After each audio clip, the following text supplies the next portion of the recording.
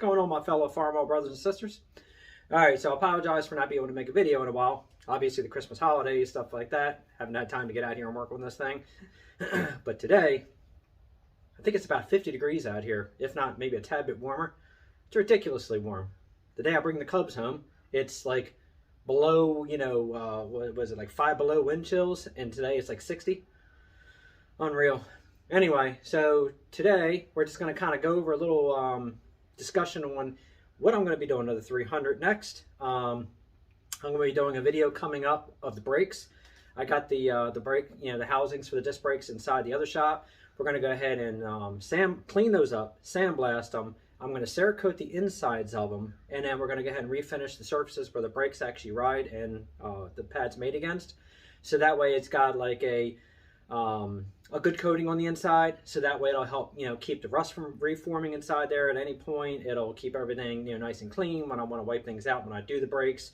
It'll have a good finish inside. So I'm going to do a video on that, and I'm also going to be doing a video very shortly on powder coating. I'm going to kind of give everybody the truth tips and tricks as far as doing powder coating. I've watched some videos on YouTube, and some of them are good, some of them are terrible. You don't want to listen to some of the advice out there. It's going to screw your powder coat up. But anyway, we're going to go ahead and end up getting this engine block degreased, cleaned up, so we can get it stripped down, start getting this thing back together. The head is at the machine shop, and the flywheel's been dropped off at the machine shop to get resurfaced as well. And I got a whole pile of new goodies inside the shop. So we're going to head on in a few, and I'm going to start unboxing some of the stuff we got. And it's going to be time to get rock and roll on this tractor. So stay tuned.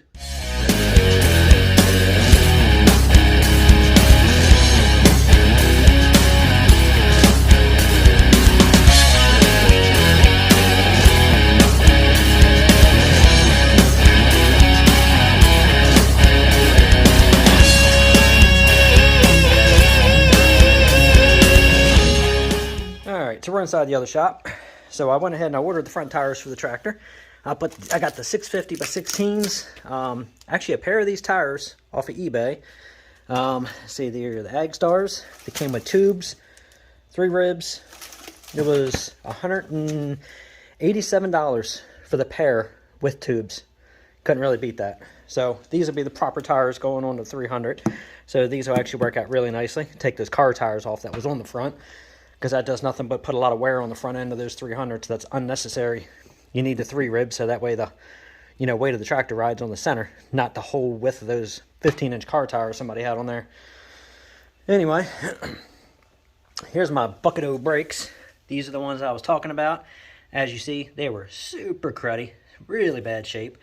So I have a new spring kit and the new pads that showed up. So I'm going to go ahead and one of the videos, we're going to take all this stuff apart, strip, clean, coat the inside, new bearings, new springs, new everything, and get these brakes all prepped and ready to go back on the tractor. But right now, we're going to go ahead and start unboxing all this stuff. This is the new ring gear. I went ahead and decided to order one anyway. It was 50 bucks. So, and it came from All-Star Ag Supplies. I might be saying their name wrong. I apologize if I said their name wrong.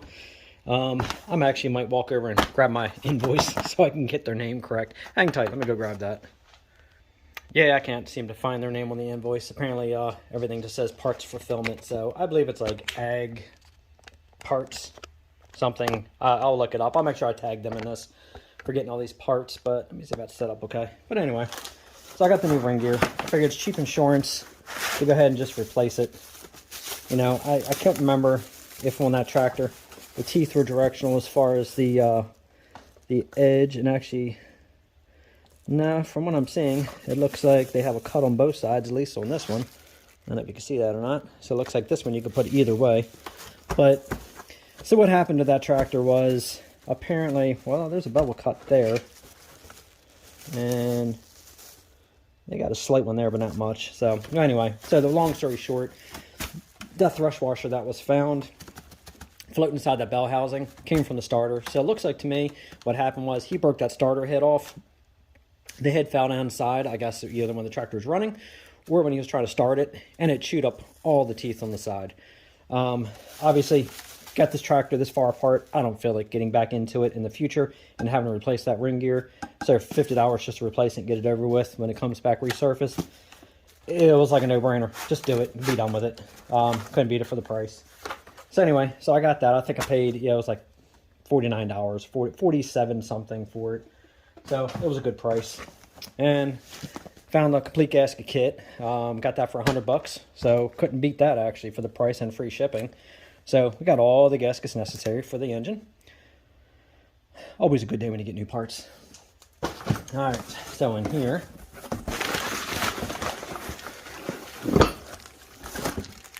alright, there we go. Let me see if I can get that on camera. So that way I can stop slaughtering their name. All States Ag Parts. That's who I got these from. So anyway, so we got the disc brakes. Of course, everything you get's made in Taiwan anymore, unfortunately. But, you know, it is what it is. But the kit came with the new bearings and the new springs. Not just one and one. It came with the set 4 here. Like, was it 3 bearings, 2 springs? They actually had the best price to get the 2 disc brake pads, to get the bearing kit and the spring kit all together. They were like $50 a side to get the basically the kit. So it just made more sense to get everything because I need it anyway. So, you know, there's all the brake discs and then all the bearings, all the springs, everything's floating around in here. So that way I don't have any issues with the bearings being out around.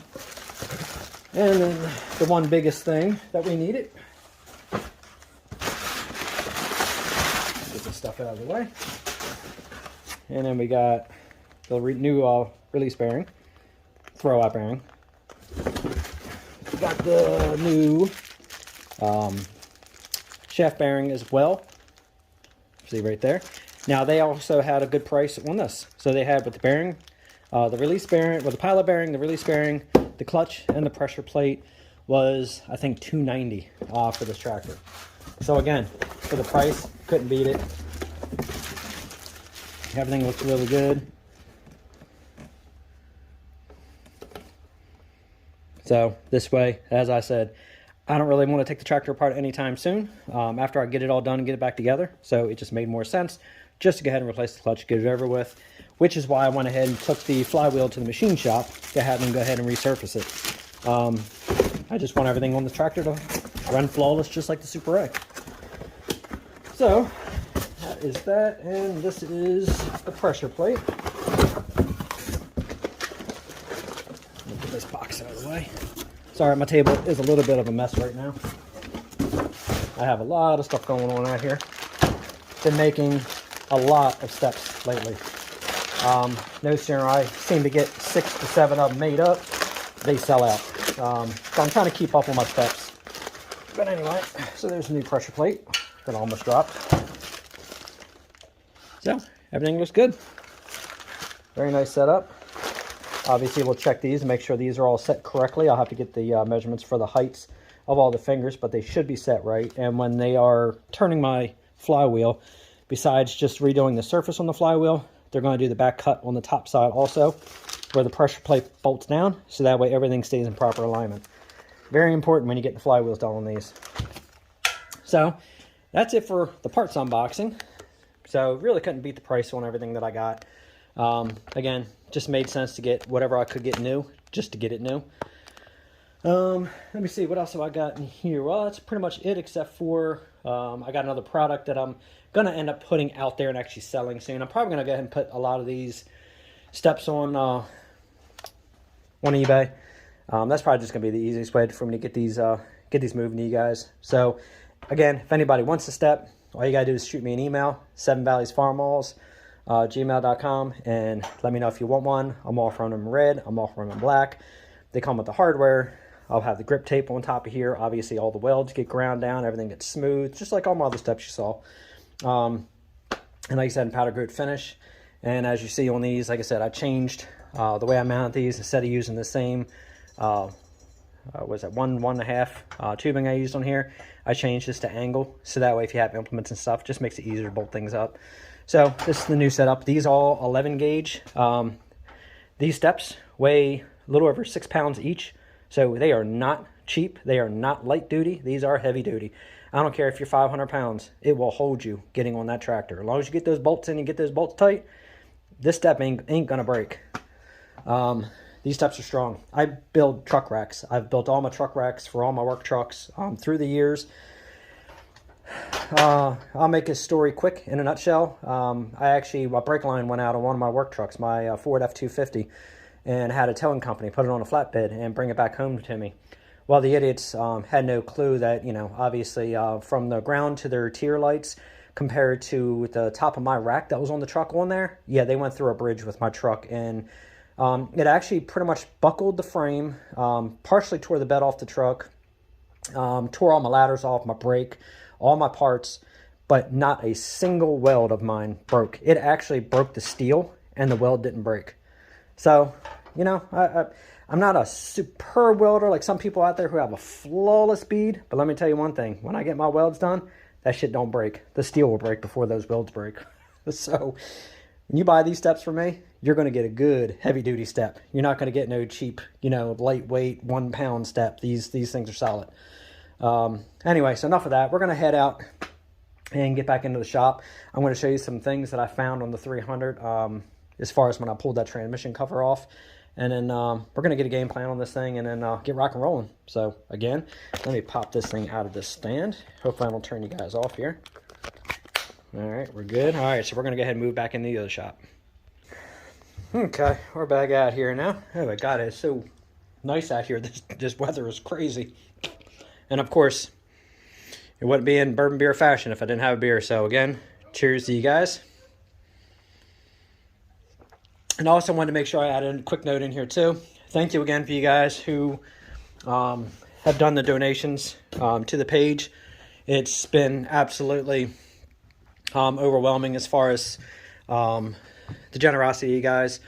Again, hats off to you guys. I appreciate it more than you know. Obviously, it's not like it was donations that were so big and I'm ready to throw that big fat building up and give a tractor away yet. But let's just say it's helped out as far as putting the 300 together.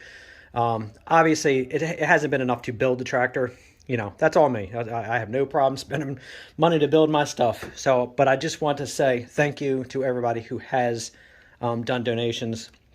It's been very humbling. Like I said, very, very generous of you guys. So just wanted to say thank you.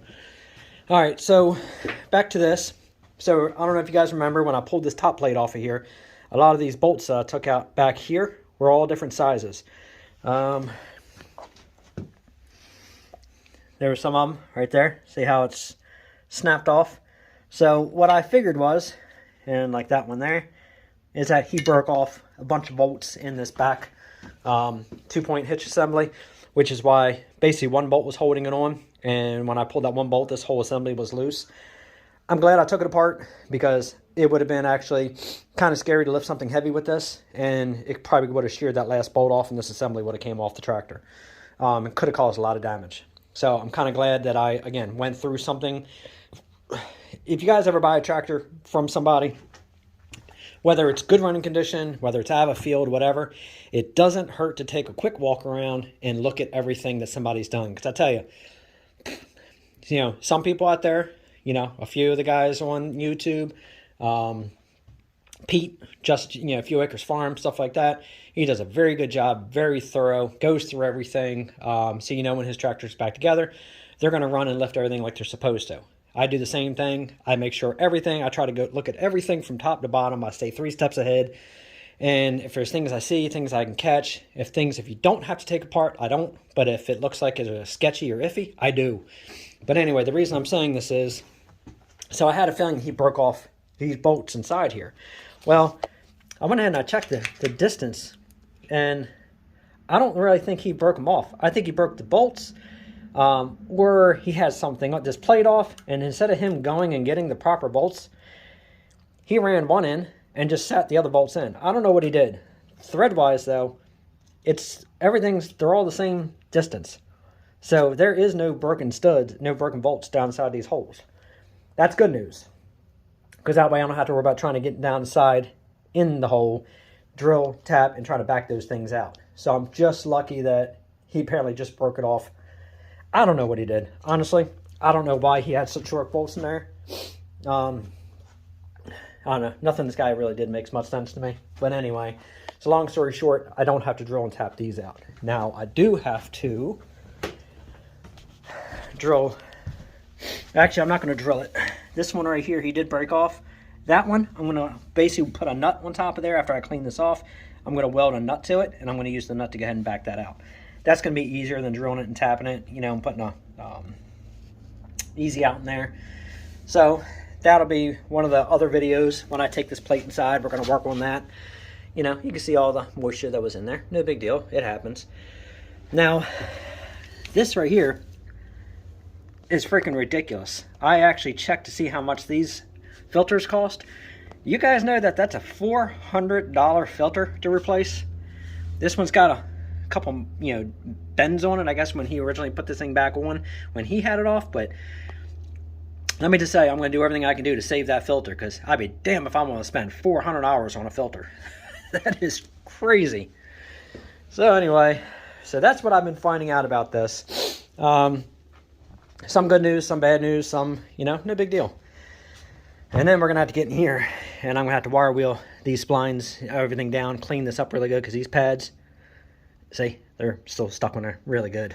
So I'm going to have to go ahead and get those off. I've had them soaking in, you know, the PV blaster. But I'm going to have to get that off of there. We're going to pull these off anyway, replace the seals and everything behind it. I did get everything in here moving like it's supposed to. So, you know, this was actually rusted to here. But I got this free, got this moving. So I'm going to clean these up a little bit, clean this stuff out, and then wash this thing out with diesel fuel. And then go ahead and, you know, I guess work on putting the gasket back on. I'm going to go ahead and order this gasket. It's a $70 gasket, but I'm going to go ahead and put the right gasket back on instead of using Permatex. And then we're going to work on getting this thing cleaned up. I got to check the backlash and everything on the pinion gear and the differential, see how much slop is in there.